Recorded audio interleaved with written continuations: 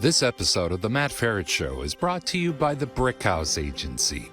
Brickhouse is a boutique independent health insurance agency that focuses on finding the right Medicare coverage for folks across the country. Matt's wife, Nikki, is the heart behind Brickhouse. She's great at making confusing things clear and is passionate about helping people find a Medicare insurance policy that suits their individual needs.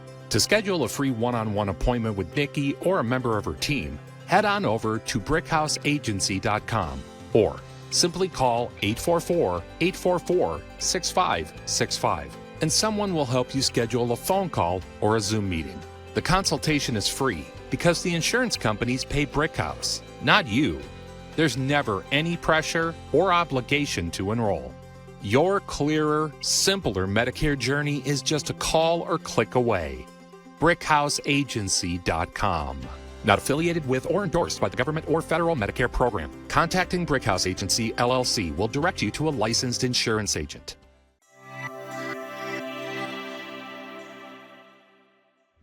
Welcome to the Matt Ferret Show. Practical conversations to help you thrive in midlife, retirement, and beyond.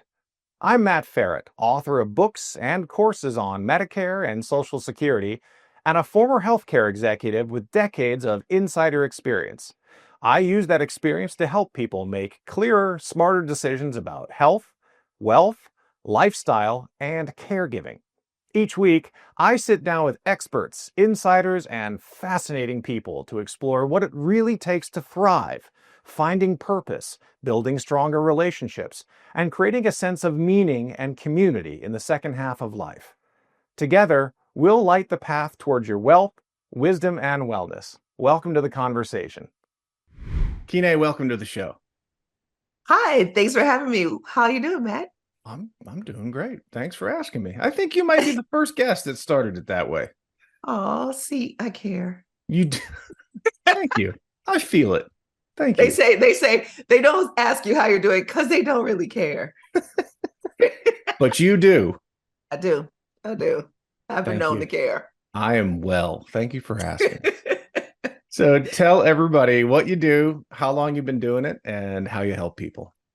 So I am Kine Corder, National Certified Counselor specializing in financial therapy for the wealthy. I work a lot with athletes, entertainers, public figures, but I also work with people who are changing or transitioning in life. And a lot of times that's retirement. I help people. I like to say I help people with the problems money can't fix. So that's usually their emotions. And so we can have a great discussion on that. I've been doing this about 12 years now. I was a financial advisor with Morgan Stanley Ameriprise. People would argue in my office. And then I'd say, I'm not equipped for this conversation. And then later I went back to school, got my master's in clinical mental health counseling, and I merged the two together to become a financial therapist. That sounds pretty cool. I didn't think I knew that was a thing, a financial therapist. So tell me, how does someone know if they need, or how do you get introduced to people for financial therapy? And tell me more about what it is. Yeah. So usually people come to me referred. Nobody is technically, I don't think, I have to search, but I don't think anybody's Googling, do I need a financial therapist? Although I did recently write a blog about how to know if you do. One of the things that I like to tell advisors or agents or attorneys to start to look for is the repeat, the repetition, the habits. And usually they're maladaptive.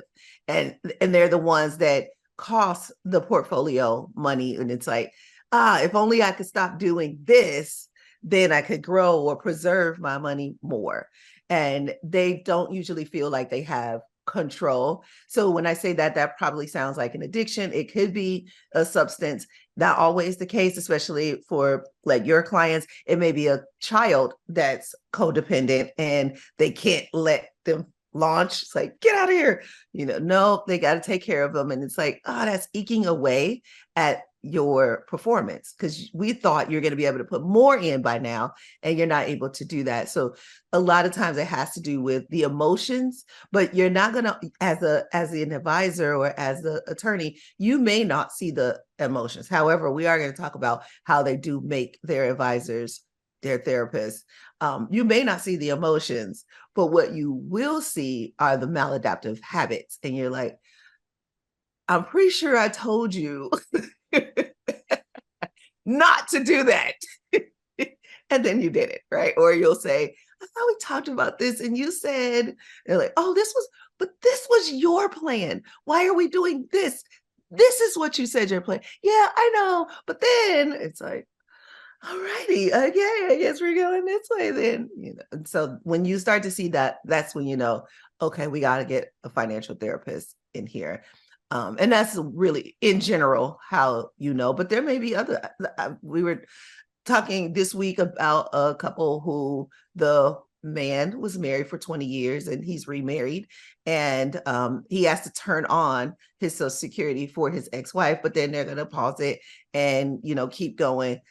That doesn't affect the new wife at all, but emotionally it does. She's like, no, she didn't say that, but she's like, I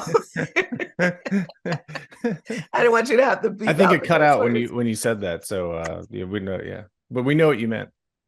Yeah, so she didn't say that, but inside she's like, why do I have to care for her?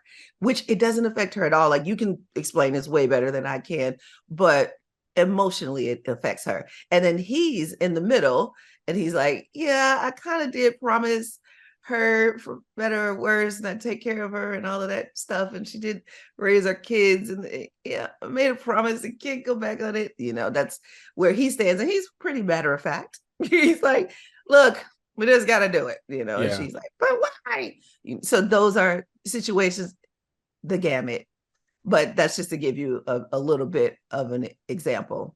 Yeah, no, and I'm glad you gave that example, because when you first said it, right, financial therapy, and when you first started talking, I was like, oh, that makes sense. Like, it's the old, buy high, sell low problem, which is when the market's going great, humans tend to go, oh, let me jump on that money train. And then when the market dives, people end up selling. Oh, let me get off this train that's headed off the cliff. And then you read all sorts of things like, no, the old Warren Buffett, exactly, buy low, sell high. And that's kind of what I first started with, which is out there a lot. But you're explaining there's a lot more therapy behind that, because there are many, many more emotions in other areas beyond just that whole anxiety when someone, the market drops 500 points in a day. So I used to joke and say, when the market drops, that's the only sale a woman doesn't like. It's like, it's on sale. What are you doing? Usually be running to the store. It's a very good point. Help me understand some more things. So I get that emotion, and I think people, I don't know, I think everybody probably does that, unless you're an active trader or whatever. And you mentioned kind of some family stuff in there, but what else in terms of therapy? Is it spending? You mentioned a kid that failed to launch, and give me some other examples of some behavior that is common, or that you deal with, that someone like you, or you might step in and go, hey, let's unpack this from a therapeutic standpoint. Yeah. So I'm gonna try and break this down into a couple of areas that we talk about a lot. So one area, part of your question, you're asking about the money personality, which we call your money mentality. And a lot of people talk about money mindset, especially today. It's a very, trendy term, money mindset. You got to get your money mindset together. And we say mindset is conscious brain, and conscious brain is how you think or talk about money. Mentality is subconscious brain, or even unconscious brain. And that is how you relate or behave around money. And then the other thing, if you're a financial advisor or professional listening to this, then the 5 areas that we talk about are earn, grow, protect, gift, and enjoy your money. And we call this the money cycle. And when you look at, okay, so my client is good at earning, and then they might be good at one of these other ones. And they don't necessarily have to be good at earning, because my savers and the personalities, they may not make a great living, but they will put away their money. But if they're a saver, they're probably not good at investing. And so the grow area of the money cycle, you're probably putting a lot of energy trying to manage their emotions around the growth part. Or if you have somebody like that parent who can't let their kid launch and they're not protecting their wealth. So if you can look at those areas, first look at where they are deficient. Okay, they got the earning down. They might even have the growth down, but then they got this leaky faucet. They keep giving, which is not protecting their wealth. And maybe they're never going to get to enjoy it. So you've got to point out to them those three areas. So once you look at that, that is going to tell you, first, let's address the fact that your gifting is out of line. And when I say align, I really mean like alignment, right? You already know, like your portfolio, how much you need. Oh, I need this, a percentage here, that percentage there. It's similar when you're looking at the money cycle. I need you not to be giving 20-30%. Like, we allowed for 10% and you're doing 20-30%. And I know this is not a charity, this is your child, but you're still giving, and it's not adding to your portfolio. It's actually subtracting from your retirement, which means you're going to have to retire. You're going to 2 years later, 3 years later, whatever the number is. Now, conscious brain, they're going to be like, yeah, no, I don't want to do 2 or 3 years later. What'd you tell me I needed to do? Okay, I'm going to follow that. And then 4 months in, they're like, but my kid wants to move to a new apartment, and we're going to go ahead and buy a place because we don't want them to rent. And what are we talking about here? Right. And so once you see those decisions, it's like, okay, here's what's happening. Talk to me about, and that's the sentence that I talk to me about. And most advisors don't really want to be a therapist. They do not go into the bid. They love running money. They don't like managing emotions. They like managing money. So, but you're going to have to say, talk to me about what's happening with you and Brandon. You know, it sounds like you just can't let them go. And then if they go, they're like, yes, you need to talk to a financial therapist. Because that's what it looks like. They're like, oh gosh, finally, yes, yeah, that's what I've been. Yeah, thanks for putting that into words for me, because they haven't said it. They haven't said it. But if you see it and you're able to articulate it for them, you're going to see that weight lift off of them. These are the problems that money can't fix. You can have all the money in the world, but if you can't manage your emotions, it's not going to mean anything.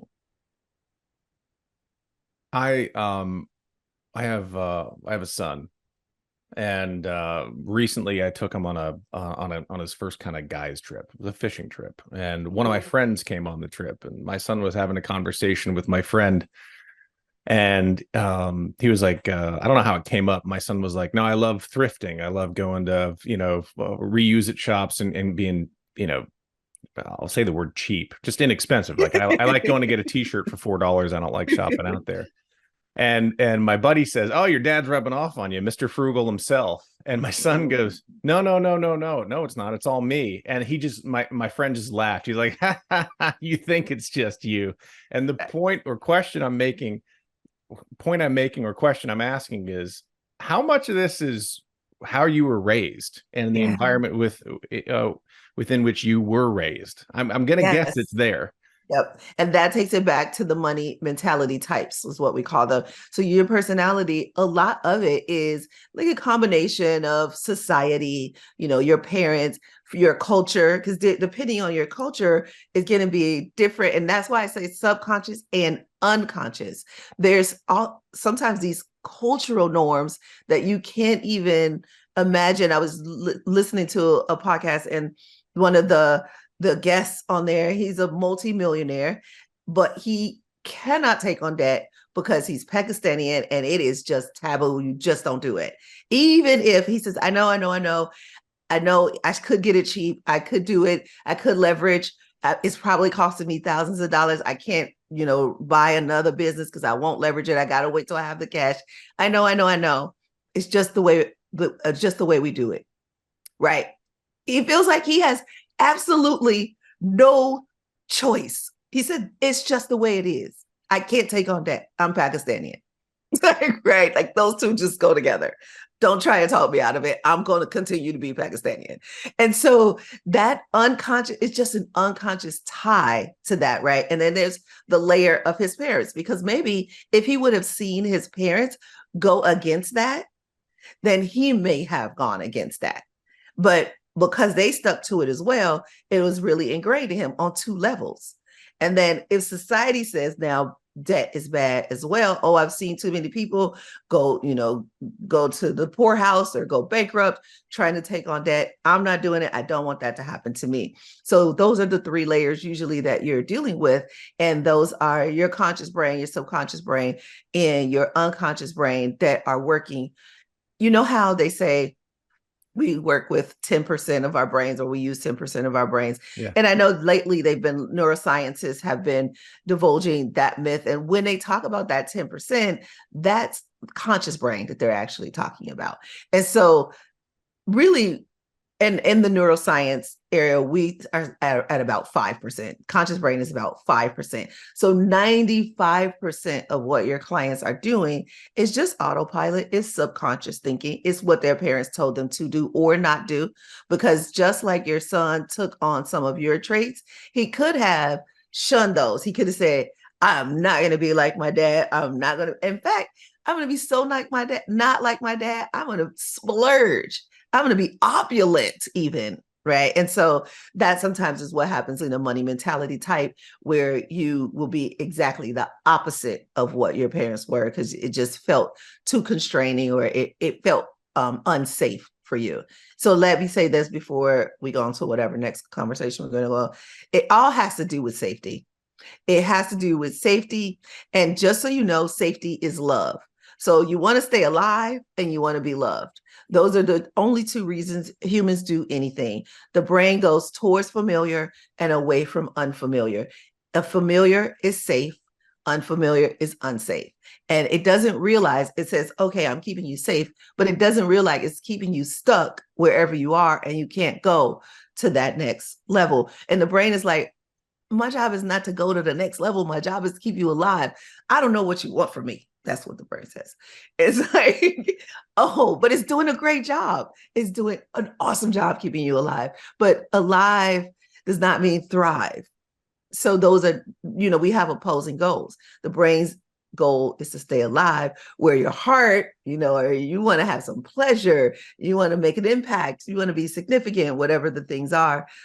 But you can't do that because you are focused on staying alive. That makes so much sense, but I've never thought of it that way. Huh. Yep. So do you I'm gonna just break this down to three categories, and I'd like to understand how you what you've seen in these three categories. So these are very broad.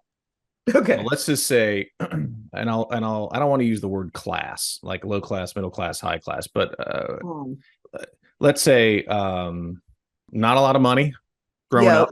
Okay. We call them phase. We call it phase, or we call it the phase. Like, you're in that. Mm-hmm. Yeah, because everybody says middle class, upper middle class, rich. I know we've kind of gotten away from all those characterizations. Let's just say, for my brain, because I don't know the correct verbiage, but let's go. Didn't grow up with money. Grew up, mom, dad working 3 jobs. Scarcity mindset, I guess, and then middle class ish, kind of in the doing fine. Went on vacation to the lake once a year, twice a year, but not a lot of extra money to throw around. And then upper class, which is abundance. And in those 3 categories of kind of low, medium, and high, do you see some patterns in each of those, or any of those? Yes, absolutely. So one thing I want to say first is I usually see that there are 4, because the middle is a lot bigger than we tend to think it is. So a good portion of the people I work with make somewhere between 1 and 3 million. Ooh. And then there are the outliers, a subset that make over, I would say 1 to 10 million, let's say that. And then over 10 million, sometimes it could go up to 500 million. That's the highest number I would say of somebody I've actually worked with. And then on the other side, you're looking at people who come and talk, who can afford to go to a financial therapist because it is a premium service. It's a luxury sort of item. And so you would maybe look at 250 to $1 million. So to me, that describes middle class and upper middle class. 250 is middle class now. When I was growing up in Chicago, you were just, if you got to 6 figures, you were rich. Oh yeah. Sure. Well, for sure. I can remember thinking as a teenager, you know what, if I make $100,000 a year, I am loaded. Like that Lamborghini poster on my wall, that's mine. Exactly. Yep. So that, and then the people I typically don't work with, but they still exist and we do need to talk about them, is they make less than 6 figures and they are somehow making it work. They are not always the people with the lack emotions, which is these days people call them limiting beliefs or something like that. And so we call them lack emotions, and lack emotions tend to be around not enough. Now you can make less than $100,000 a year and don't live in New York, and you can live and be fine. You can have things, you can go on vacation once a year, you can plan out. Now, if you go lower than that and you're making like 20,000 a year, you're Brandon living with your parents, basically. Yep. So there are a lot more categories now because money has just changed now. Billionaire is what everybody is trying to be. Millionaire is no longer sexy. It's like millionaire. Oh, is that all? You got $1 million? There's a real long gap between 1 million and 1 billion. There's 999 more million bucks between that number and the other, the M and the B. Yeah. Yeah. And we try to ignore that is the case. But a lot of and a lot of times it's the men that I'm talking to about that gap between, okay, I made 10 million. I just want to get to $1 billion. I'm like, okay. Okay. That's 90 more. 100 million. Can we put that as the milestone? So there are a lot of categories. And what I find that are common are fear-based emotions, and fear-based emotion is really around that survival. It is really the fear of the unknown. However, we all have the fear of unknown, no matter what area or what stage or phase we are in when it comes to our finances. If you are that 100 millionaire and you're spending 102 million, then you're still going to be in fear, unknown. How am I going to keep this up? This leverage, I'm too leveraged. I'm too, the market cannot crash. I need it to go up, right? You're going to be in that fear mode, the fear of the unknown, and you're going to feel out of control. But that happens most when you are poor and you just don't have enough money. However, we all fear the unknown.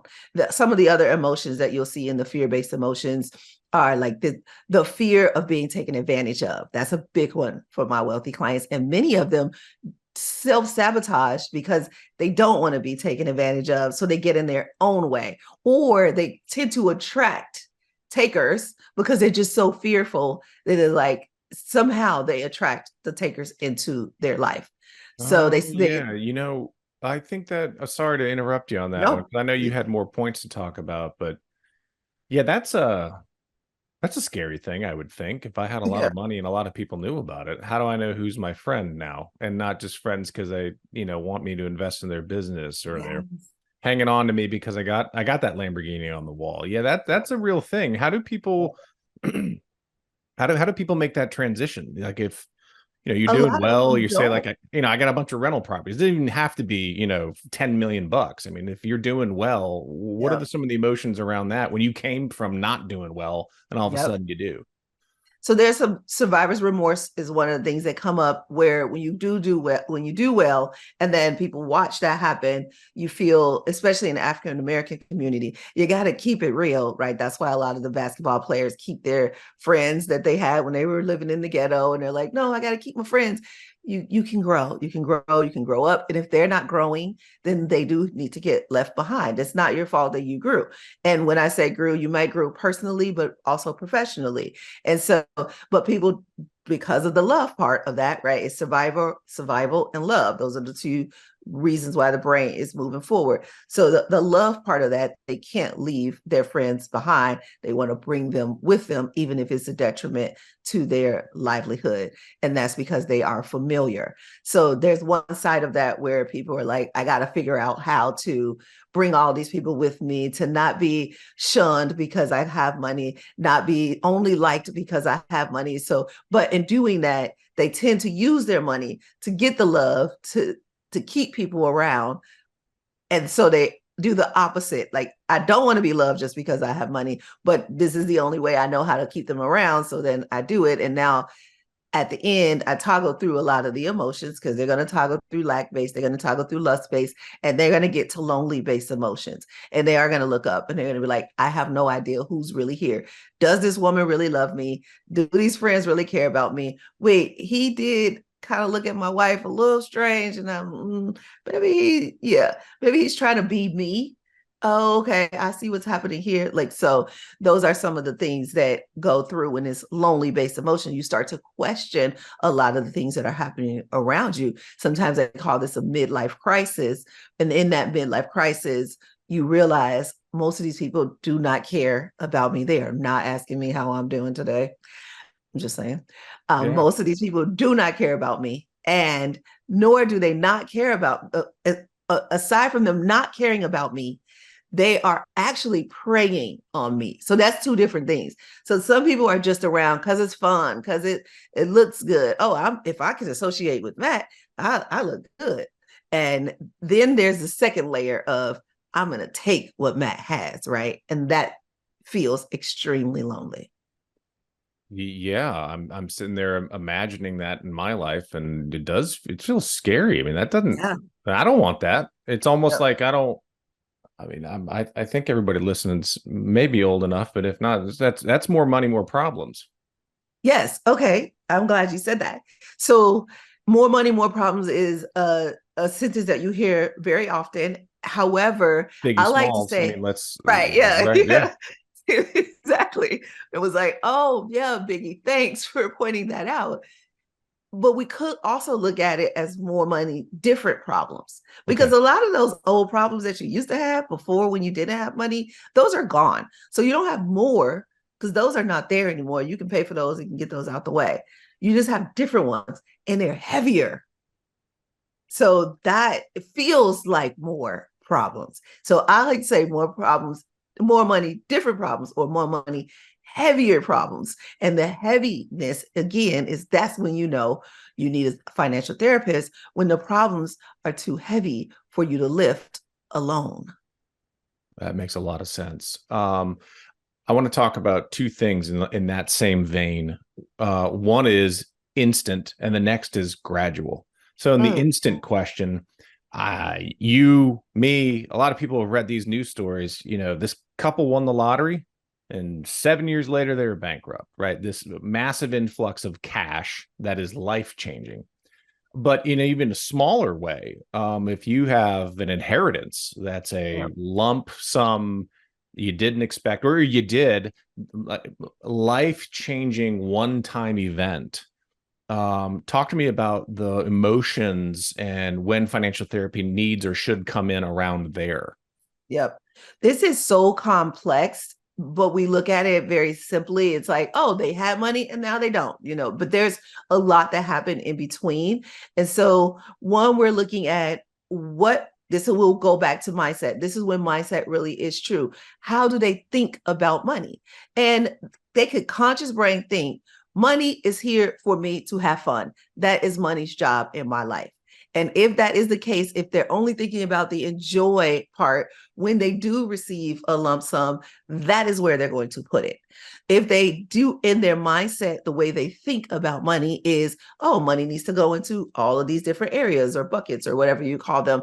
And they're like, okay, so I have to have some for here and some for there and some for there. And I need to have a trusted advisor that I can talk to, that I can make financial decisions with. But if they don't know how to make decisions, period, dot, they're not going to know how to make money decisions.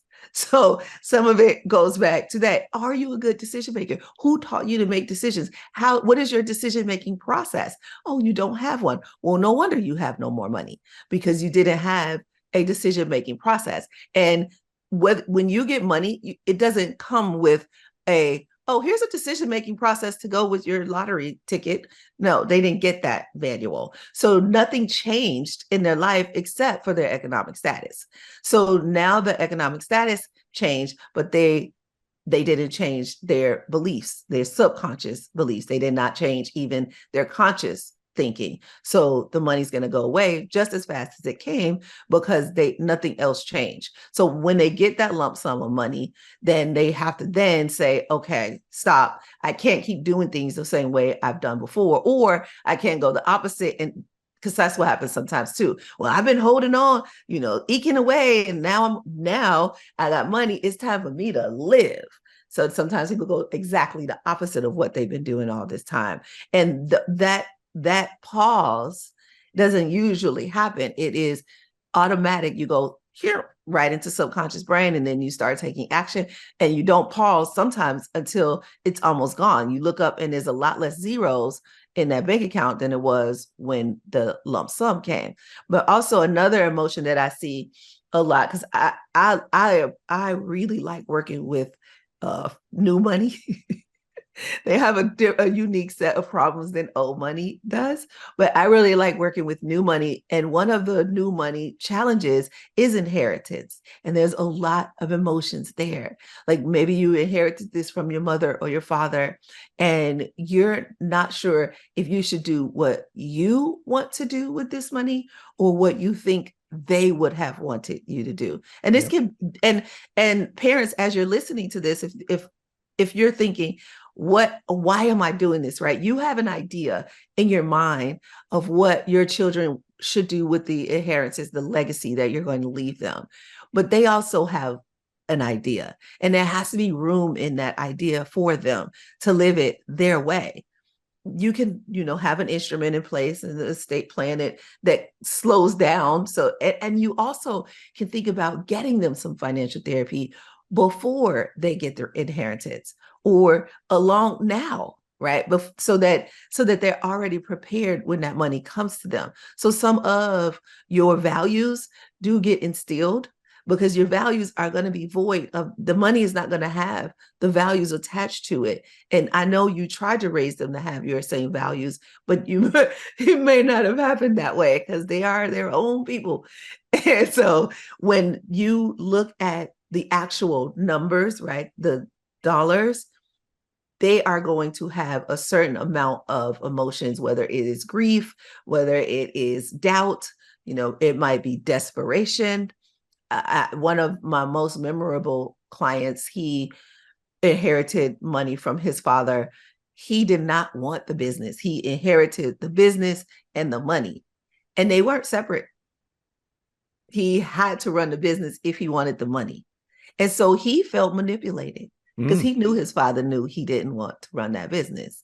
So it was a lot of emotion there. Yeah, that's a lot to unpack, I would imagine, especially if that just gets dumped on you. Yep. I mean, great problem to have if you think it's a great problem to have, Yeah, right? It's a horrible problem to have if you don't want that business or want that. Really complex. Exactly. So let me ask the second part of that question is, what if it's gradual? What are the, I'll make up a scenario. You grow up middle class, and you go to school and you start a business, and over time it becomes successful. So you're looking at this kind of graph that gradually goes up. We don't have this kind of hockey stick spike of a one-timer.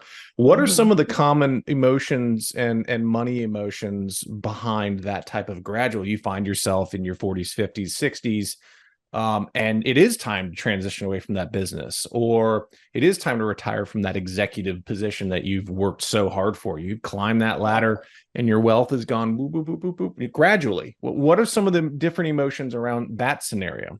Well, two things I definitely want to talk about is one, when it happens gradually, it's a lot less obvious what the emotions are because they're so ingrained. So I'll give you an example. There is a multimillionaire and his wife sends him to the store to buy red peppers. She's cooking and she's like, on your way home, go get the red peppers. He goes to the grocery store, he picks up green peppers, he brings them home, he gives her the green peppers. She's like, I specifically said red. He said, the red ones are too expensive. You totally just described me. I mean, not the millions part, but that would be a Matt move for Right. sure. And I would do that. You can afford red peppers. I would for sure do that. You just absolutely keep going. Yeah. So because it's a gradual, they just hold on to those behaviors and those beliefs. And it was nothing that happened that made red peppers now affordable, because along the way, the whole time you were just trying to maintain that status, right? That phase that you were in. And so you were taking the beliefs with you along the way. And they were getting more ingrained and more ingrained. And you have more evidence, because what we didn't talk about is between 0 and 5, 0 to 7 years old, you are searching the world over. You're looking at, you are observing everything and you're making interpretations. And those interpretations get lodged in your subconscious brain. And so from 7 to 14, you're proving that hypothesis that you came up with. And as you prove that hypothesis, all you're really doing is looking for familiar. You're not a real scientist, right? So you're like, yep, I knew it. Yep, I knew it. Yep. See. And so you gather all this data that says, yes, what I believe about money is true. And then from 14 to 21, you solidify those ideas. And so now as an adult, you're taking them through and you're just making them more ingrained and more ingrained and more ingrained. So if you slowly get this money, you're just, again, going through proving that hypothesis over and over and over again. And your brain is believing it and it's saying yes. Your brain wants to believe you. It wants to agree with you. So it's like, yep, I told you. Yep, we agree. I'm so glad we had this conversation. That's what your brain says. And then you continue up and now you have, let's just say 30 million. You have $30 million. You worked all your years creating this wealth and nothing changed. The billionaire, Glenn Stern, I think is his name. He tells a story of when he had his wife driving a Bentley and he tells her, don't go through the toll roads. They're too expensive. That would be me as well.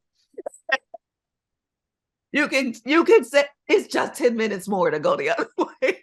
We're talking about $6 or whatever. I don't know what the New Jersey and New York tolls are, but about $6, right? He can afford $6.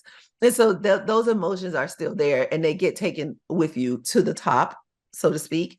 There does sometimes come a time when everybody around you starts to point out, why did you buy the red peppers? And the green peppers and not the red peppers. And they're so frustrated with you. She could easily make this dinner with green peppers, but it's so ridiculous that she cannot forgive you. And now it's nighttime and you want to have sex. And she's like, no, because I asked for red peppers. And you're like, this is so dumb. And she's like, no, that's so dumb. Right. And then you're like, you know what? I have to address this. I really could have bought those red peppers, right? Because that sex is what gets a man really thinking. So, sure.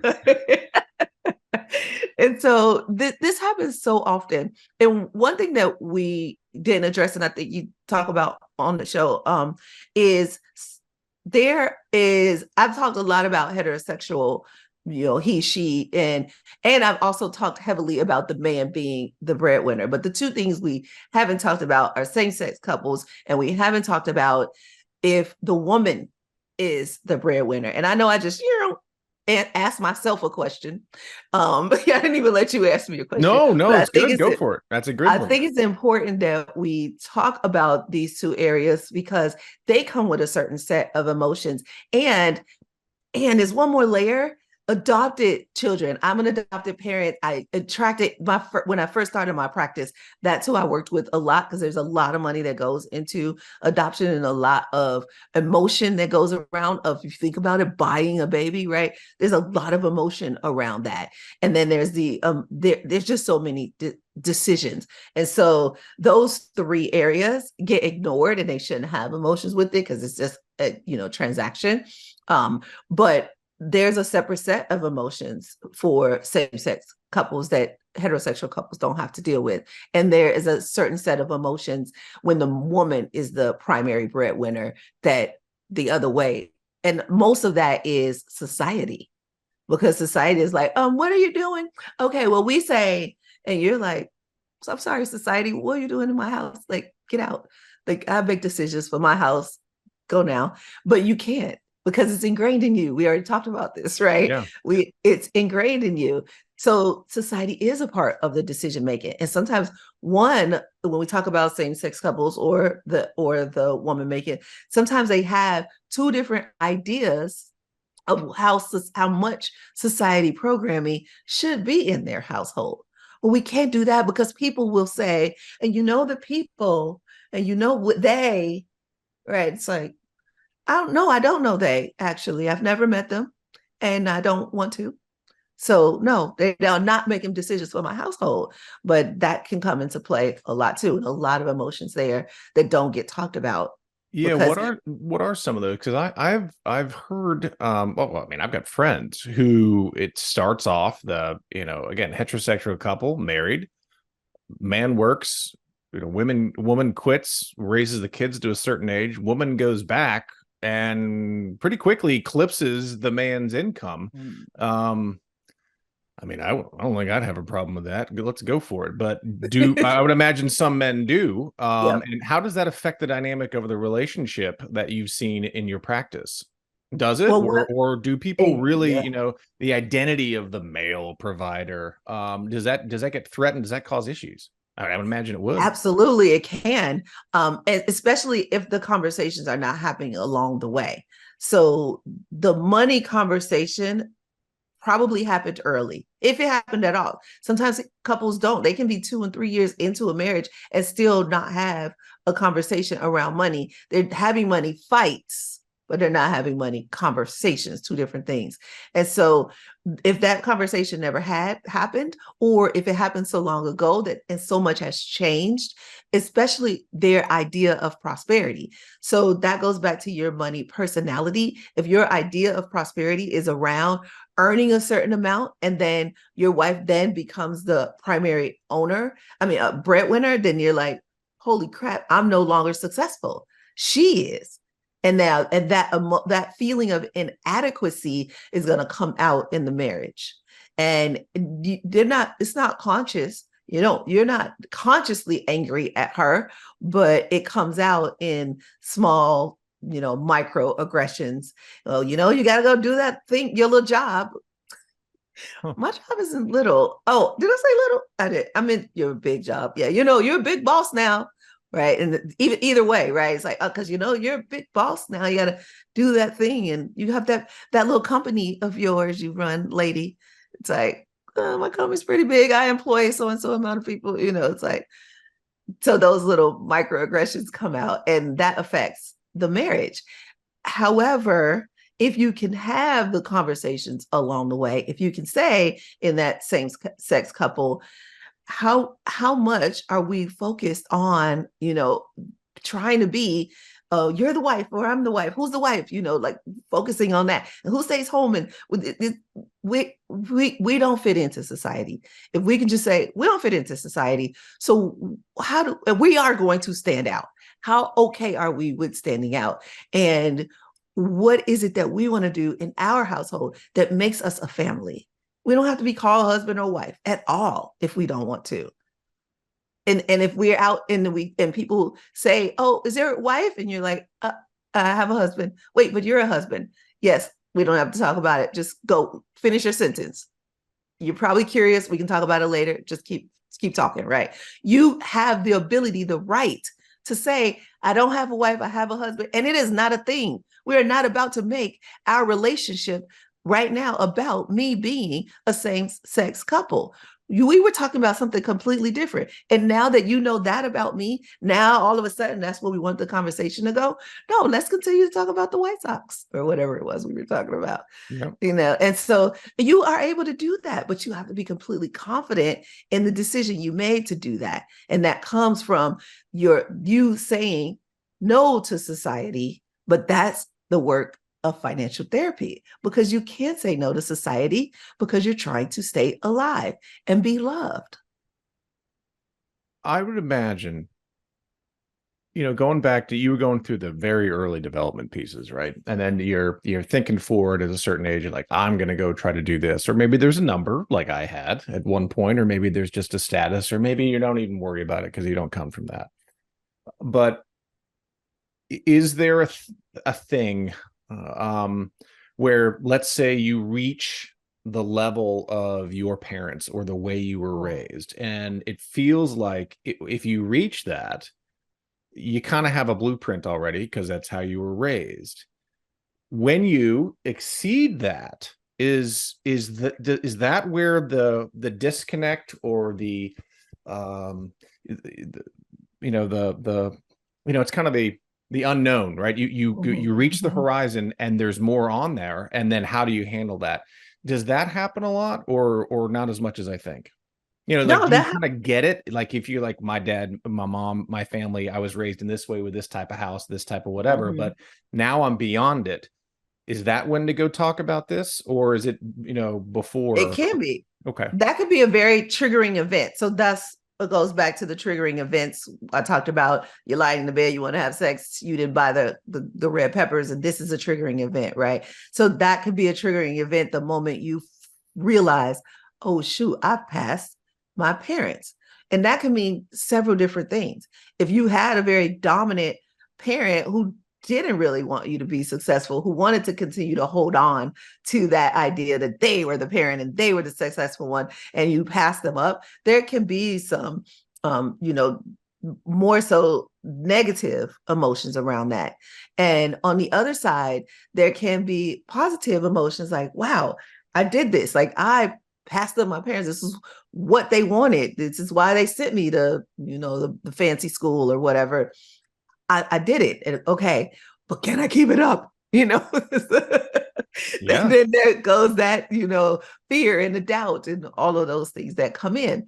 However, if you're in the lack-based emotions, we didn't talk a lot about these, but the lack-based emotions is that it's still not enough. It's still not enough. Still not enough. Like, I have to 10x my parents. I have to, whatever you have in your head. It really just goes back to your idea of prosperity. So if your idea of prosperity was, my dad made $1 million or my mom made $1 million, I've got to make 10 million, but you only make 5, then you're like, I didn't do it. I didn't do it. I didn't do it. But you made 5 million. Like, can we celebrate? Can we celebrate that? But if it's not the 10 that you had in your head, it's nothing. It's all or nothing kind of thing. Also, when it comes to, like, I have a lot of clients that when you and I just already talked about this, where 6 figures was the thing. Like, if I could just make 6 figures, and then they get there and they're like, this isn't what I thought it was going to be, mainly because of inflation. I still can't afford that Lamborghini. Yeah, exactly.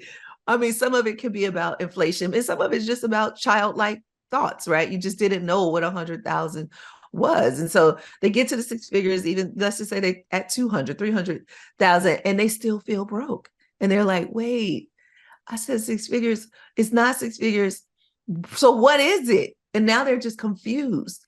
And confusion is not a good feeling to most people. Most people do not like confusion. Clarity is what we're all looking for, that gives us peace of mind, is clarity. And so when you're in confusion, that is another time where you're like, I do need to talk to somebody. And a traditional therapist is having their own money challenges that they are not able to talk to a millionaire sometimes about an actual money problem unless they're trained in financial therapy.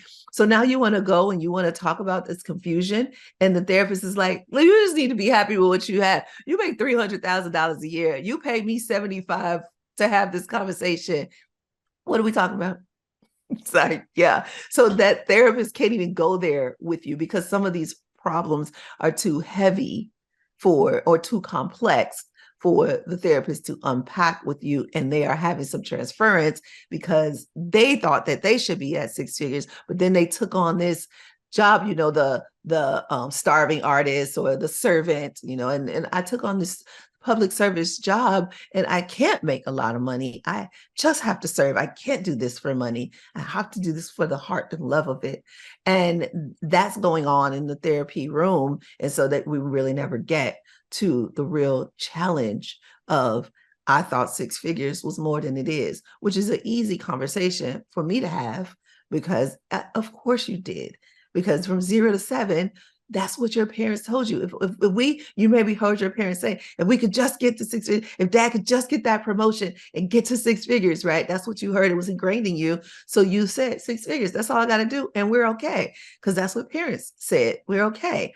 And so then you get to the six figures and it's not okay. It's not enough.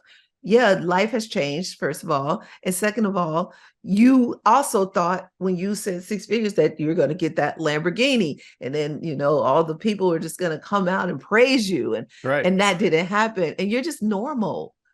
And you're like, wait, I wasn't supposed to be normal with six figures. I was supposed to be the man, or the woman. And I'm not. I don't feel like the man. In fact, everybody makes six figures around me. So I don't stand out. And I actually don't even feel like I fit into these people. And that's a whole nother feeling.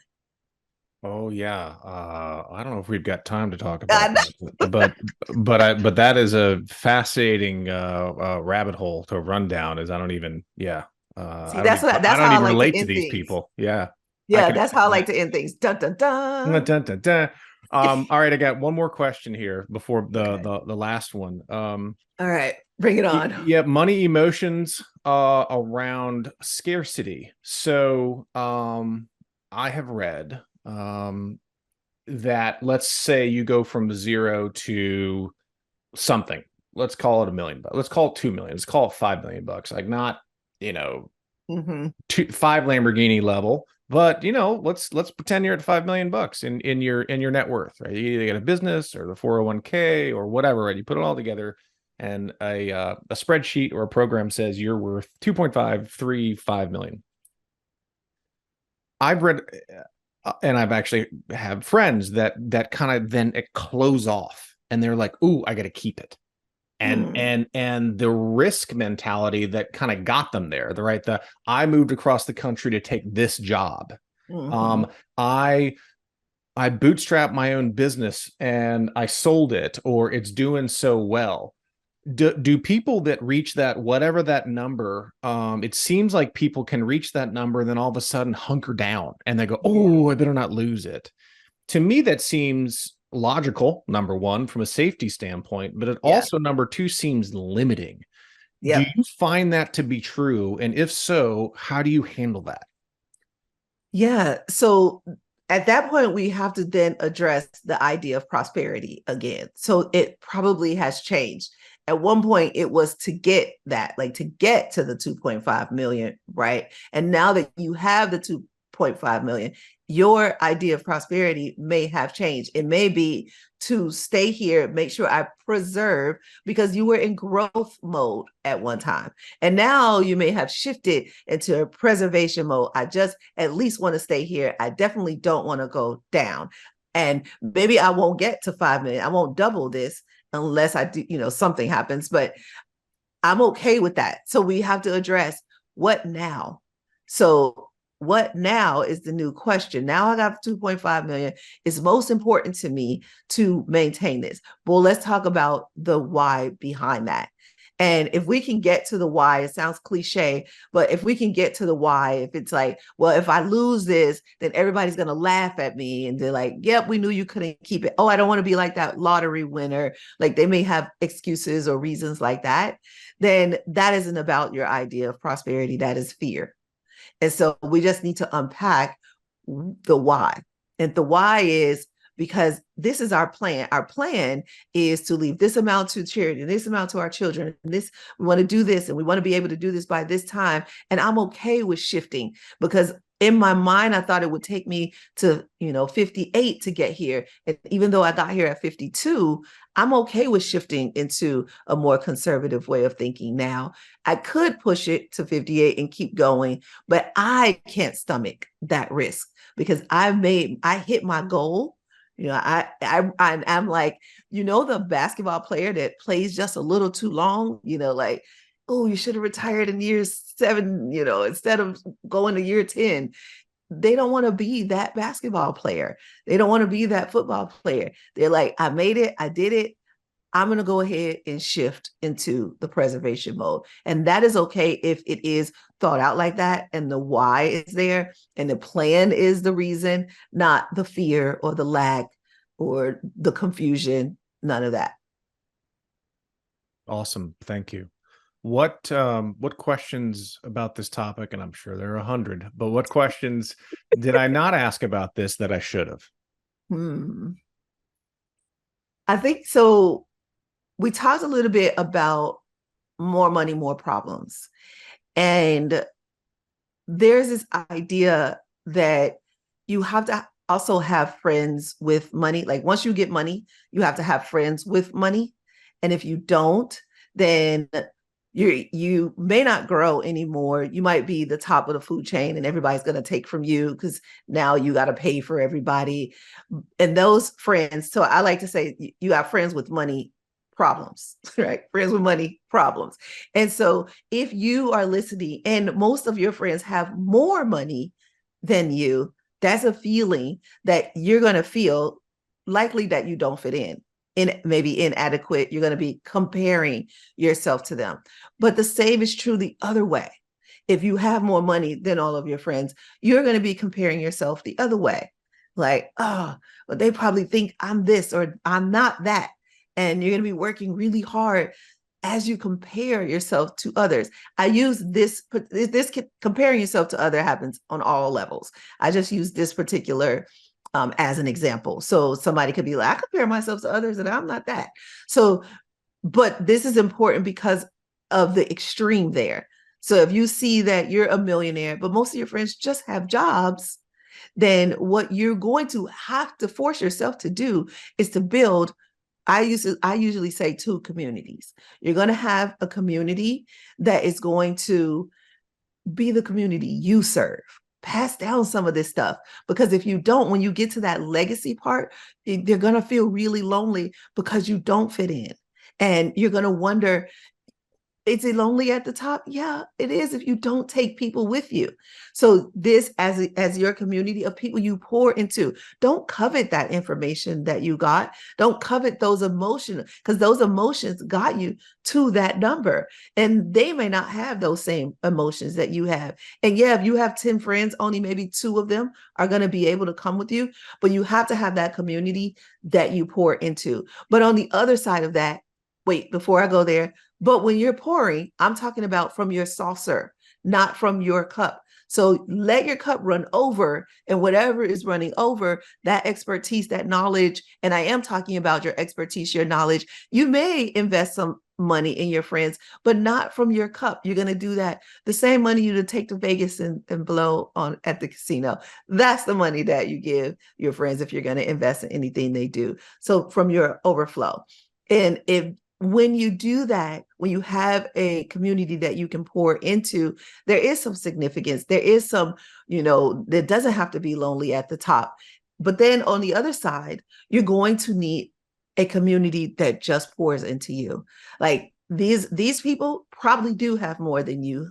And it is okay to say, oh, okay, this is all right. This is good.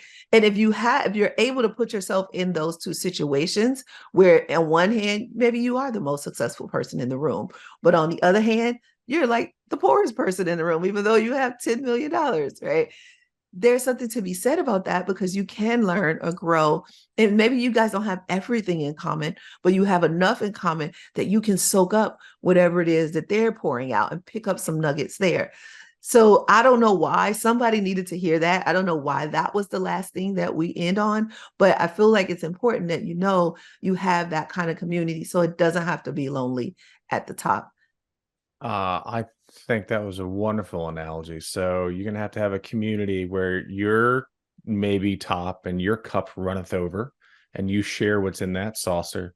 And then on the other hand, their cups runneth over, and you take from that saucer. Exactly. Yep. Yeah, I like that a lot. I think that was a great way to end. Kine, thank you Ah, so much for being on. you're welcome. Thank you for having me. This was so much fun. A great way to start the day. Me too. Thanks. Thanks for joining me on The Matt Ferret Show. If you enjoyed today's conversation, please share it with a friend and subscribe on Apple, Spotify, and YouTube. If you're on Apple or Spotify, a quick rating or review really helps more people discover the show.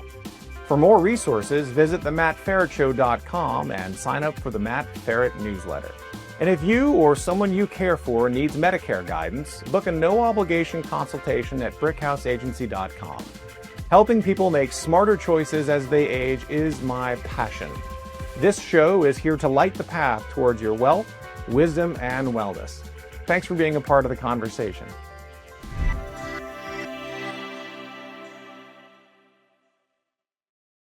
The Matt Ferret Show, related content, publications, and MF Media LLC is in no way associated, endorsed, or authorized by any governmental agency, including the Social Security Administration, the Department of Health and Human Services, or the Centers for Medicare and Medicaid Services. The Matt Ferret Show is in no way associated with, authorized, approved, endorsed, nor in any way affiliated with any company, trademark names, or other marks mentioned or referenced in or on The Matt Ferret Show. Any such mention is for purpose of reference only. Any advice, generalized statistics, or opinions expressed are strictly those of the host and guests of The Matt Ferret Show. Although every effort has been made to ensure the contents of The Matt Ferret Show and related content are correct and complete, laws and regulations change quickly and often. The ideas and opinions expressed on The Matt Ferret Show aren't meant to replace the sage advice of healthcare, insurance, financial planning, accounting, or legal professionals. You are responsible for your financial decisions. It is your sole responsibility to independently evaluate the accuracy, correctness, or completeness of the content, services, and products of, and associated with, The Matt Ferret Show, MF Media LLC, and any related content or publications. The thoughts and opinions expressed on The Matt Ferret Show are those of the host and The Matt Ferret Show guests only, and are not the thoughts and opinions of any current or former employer of the host or guests of The Matt Ferret Show, nor is The Matt Ferret Show made by, on behalf of, or endorsed or approved by any current or former employer of the host or guests of The Matt Ferret Show.